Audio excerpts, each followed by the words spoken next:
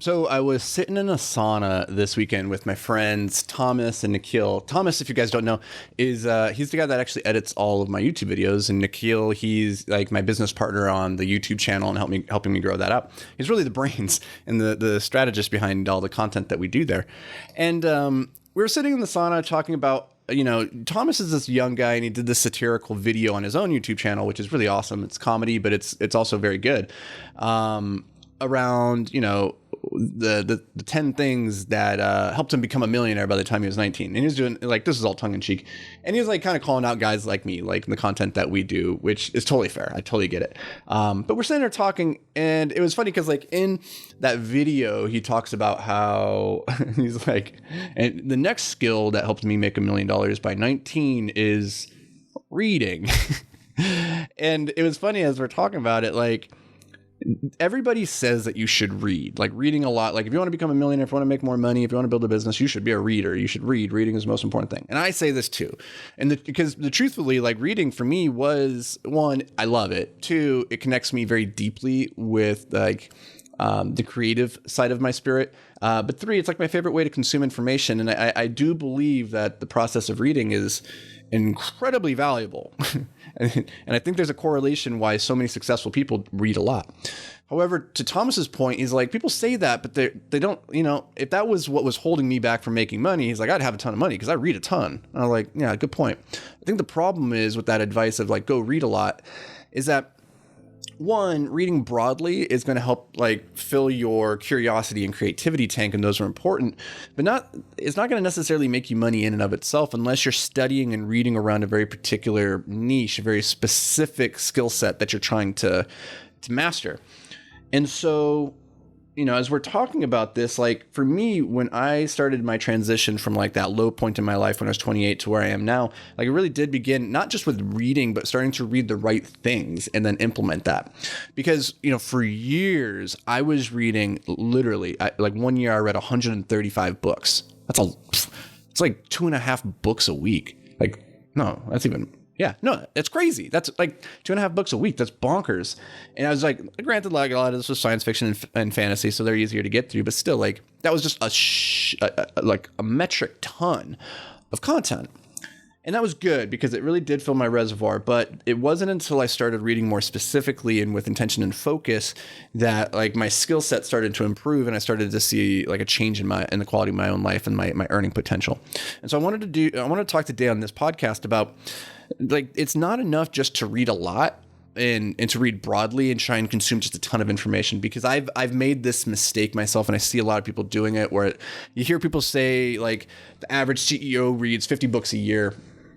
And you might take that to mean then like you just need to be reading a ton. And I actually find that not valuable information at all, because what ends up happening for me at least is like you consume just for the sake of consuming, but then you're not learning and implementing the information that you're taking in. And so something that I changed a couple of years ago, maybe 3-4 years ago now, is instead of reading broadly and voluminously, I try to read very narrowly and very specifically now, so that I'm just reading the best of the best books on very particular topics that I am trying to intentionally master. And so to that end, like instead of just reading 100 books in a year, I've taken much more to reading. Okay, I'm just going to reread the same 30 books every year, like the 30 books that are like the most influential, the most impactful, the ones that when anybody's like, hey, what books do you recommend reading? Like these are the ones that keep coming up over and over. So instead of reading like, 1,000 different books, go ahead and just read the 100 best books ever 10 times each. And you're going to get way more out of it, guaranteed, than just reading really broadly. So to that end, I wanted to share with you guys 12 books as we enter into the new year here that I reread every single year. And I have for a number of years now. And I think these books can serve you incredibly well. I tried to pick some that were not like your typical Think and Grow Rich, Rich Dad, Poor Dad type books, but some that maybe you haven't heard before and that might challenge you. And so let's get into it. Book number 1 is Meditations by Marcus Aurelius. Here's a quote from this book. The things you think about determine the quality of your mind. Your soul takes on the color of your thoughts.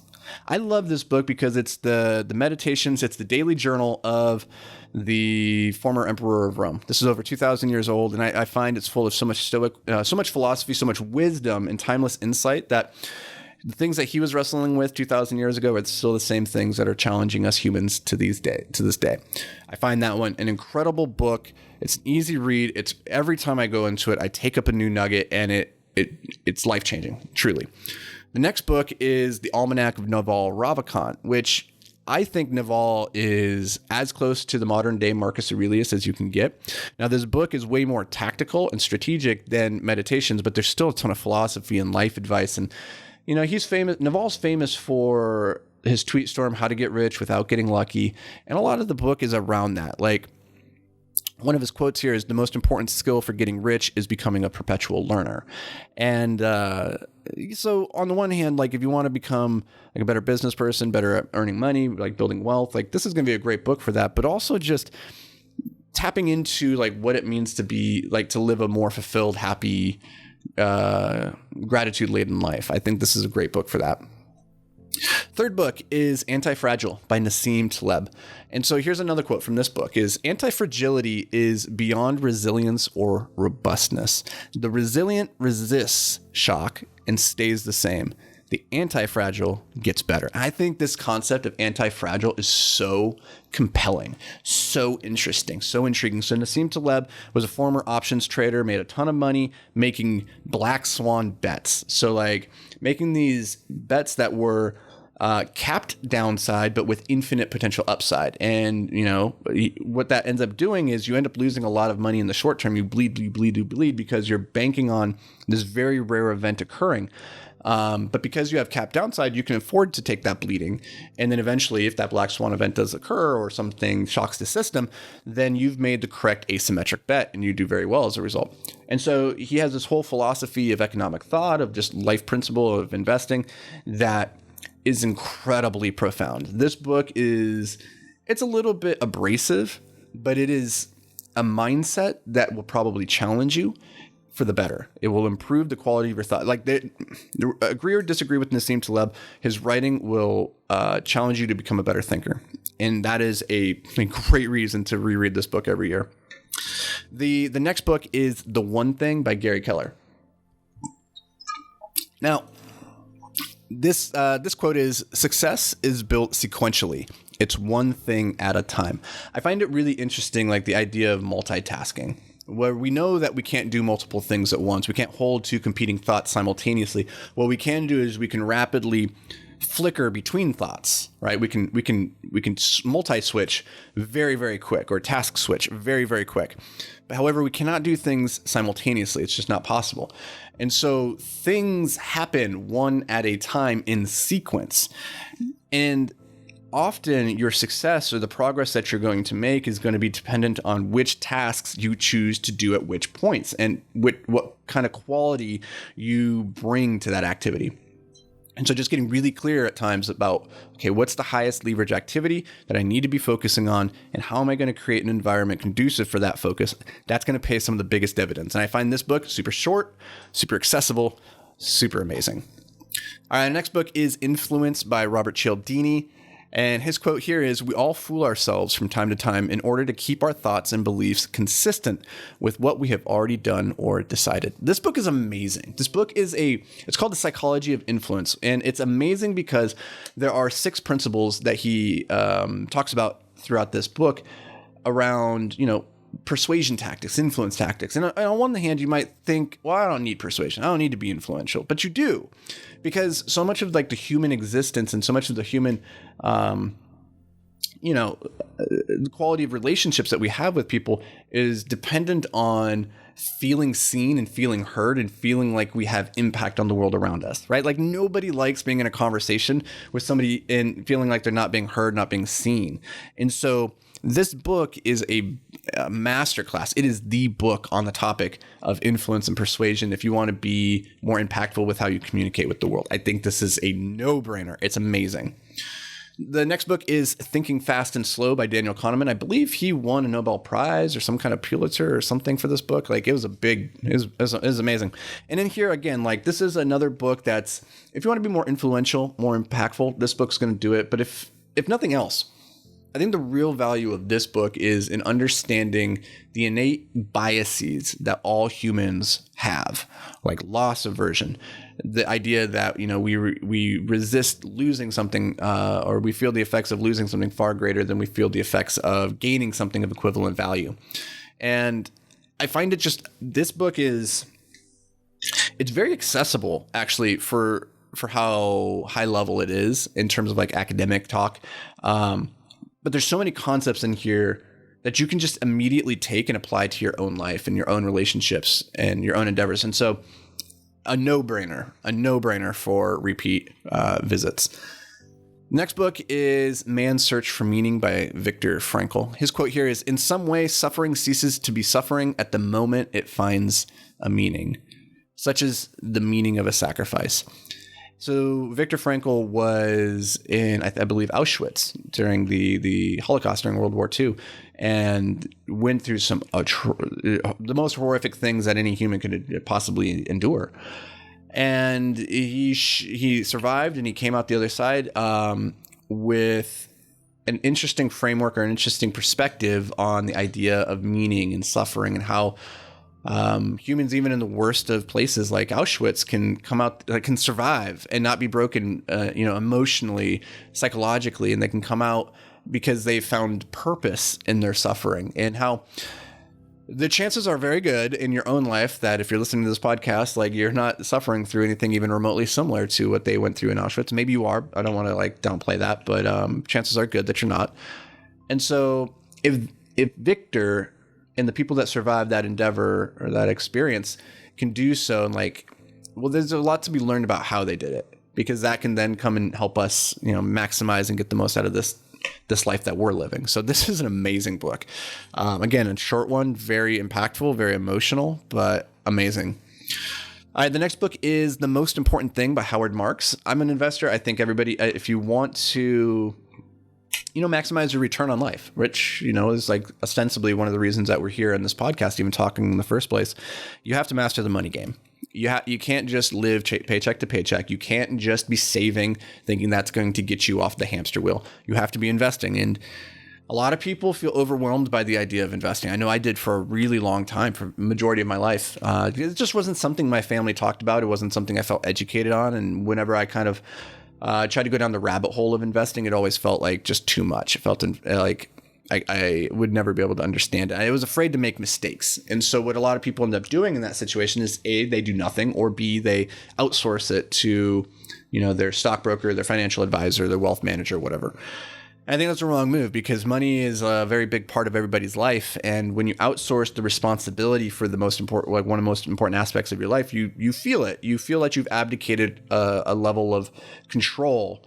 And I find that the first step to taking back that control is to first get your head around the concept of investing. And I think this book, The Most Important Thing, is a great primer to that. It's an easy read. It's quick. It's easy. It's accessible. And so I would start here. Honestly, I think it's fantastic. The next book is another book by our boy Nassim Taleb. If you did not know, he is my favorite writer. This book is called Fooled by Randomness. He says, "Remember that nobody accepts randomness in his own success, only in his failure." It's really easy when we fail to point to it and be like, that was random. I got unlucky. To say I got unlucky. When you win, when you do well, when you have that successful business, successful investment, it's very rare for people just to say, I got lucky, right? And yet, you probably did, right? And so this book, Fooled by Randomness, I think is a really great peek behind the curtains, behind the veil of reality, which is what things are actually controlled by randomness and probability and chance, and which things are not. And I think you'd be surprised to discover the things that you think are controlled by randomness and the things that you think are not. You're probably wrong. You're probably being fooled by randomness. So check out this book. It's really good. The next one is Show Your Work by Austin Kleon. And I love this book. It's really short. It's accessible again. And I'm a creator. And so I'm creating content. I'm making this podcast right now. I'm writing books. I'm doing all sorts of stuff where it's very easy as an artist just to create and feel like nobody cares, nobody's going to see it, and feel like it's not good enough, and so you just never put it out there. And that's why most artists end up starving or just never getting discovered. It's because they can't get out of their own way to put their stuff out there and give it the opportunity to be found. I think this is a great book to help you overcome what Steven Pressfield referred to as the resistance. That pressure, that invisible pressure that we put on ourselves that holds us back from stepping into our greatness and manifesting it. So great book, Show Your Work by Austin Kleon. The next book is The Great Mental Models, both volume 1 and 2 by Farnham Street. I believe Shane Parrish, I think that's his name, is the author of that. And mental models are just frameworks. They're just tools for seeing the world. They're ways of navigating the world and pattern recognizing, okay, in this area of my life, this rule holds true. And therefore, can I apply this framework, this rule to this other area of my life? This book, The Mental Models, is just a compilation of some of the most impactful mental models that you can kind of pull and put into your own toolbox so that it can make you a better thinker, can make you a better decision maker. And this is, one of the things that Charlie Munger, one of my favorite thinkers out there, he is a big fan of. He talks about this a lot, is the power of mental models. So I think this is an incredibly powerful book because it will just kind of point out what are some of the mental models that you should be collecting. And they're just lenses for seeing the world through. And so the more lenses that you can collect, the more perspectives that you can have, ultimately, maybe the better your judgment and your decision making can be. And then, that's going to impact the quality of your results. So check that book out and reread it. And the last book on our list is The Power of Now by Eckhart Tolle, which is, if you're like me or high performers in general, people who are just trying to be better tomorrow than they were today and vice versa, just constantly on that move forward towards awesomeness, it's very easy to either live in the future or live in the past. Very difficult to focus on the now. And the reality is that you only have this moment. This is the only moment that you have. The past is just a memory and the future is just a hope. Neither actually exists. All you ever have is now. And so what you do with it is everything. And if you can claim the now, if you can live in the moment, then the universe is yours for the taking. And I think that's the takeaway of this book, is that all the happiness, all the gratitude, all the fulfillment that you want in life resides at this singular point in time right now. And all you have to do is claim it. So those are the 12 books that I think are worth rereading every single year. And maybe they're not yours. Maybe they're not books. Maybe not the ones that are going to resonate with you. Maybe there's a couple in here that are going to serve you really well. And I hope that they do. I truly do. If there are books that you keep coming back to year over year over year that you think are worthy of being picked up as well, do me a favor and share that with me on social media. Shout me out and say, hey, here are the books that I reread every year. And maybe there might be one or two on there that can make it onto my list, and together we can grow and become better. I think that'd be awesome. So as always, I appreciate you taking some time to join me. I know this is a little bit longer of an episode, but as always, I love the heck out of all of you guys. I'll see you in the next episode.